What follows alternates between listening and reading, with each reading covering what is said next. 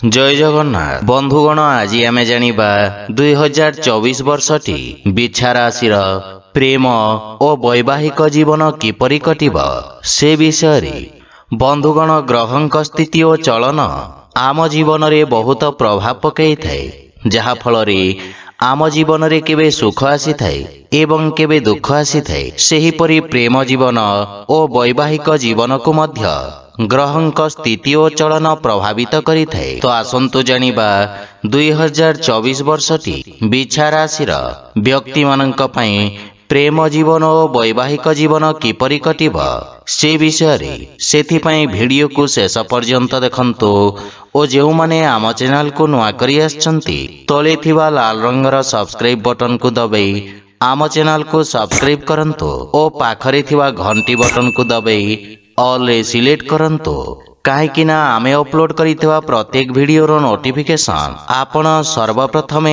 पाई परिबे। बंधुगण बिछा राशि व्यक्ति माननक पई 2024 वर्षटी प्रेम और वैवाहिक जीवन रे सफलता प्रदान करिब।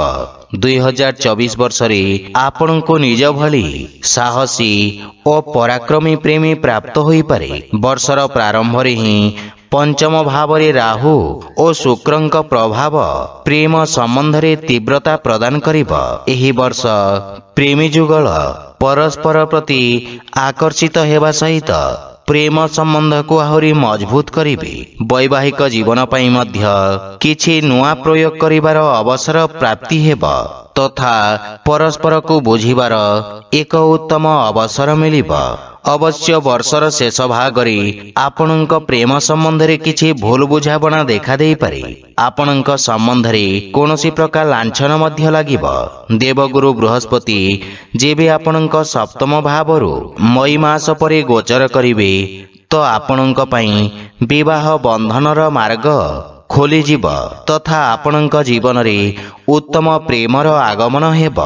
विवाह पई प्रयासरत व्यक्ति को विवाहर जोग रहुछि। तो बंधुगण यह थिला बिछा राशि 2024 वर्षर प्रेम और वैवाहिक जीवन किपरि कटिब से विषय रे जदि वीडियोटी आपण मानकु भल लागि थाए लाइक शेयर और कमेंट करी जणांतु एवं आम चैनल को सब्सक्राइब करंतु। जय जगन्नाथ।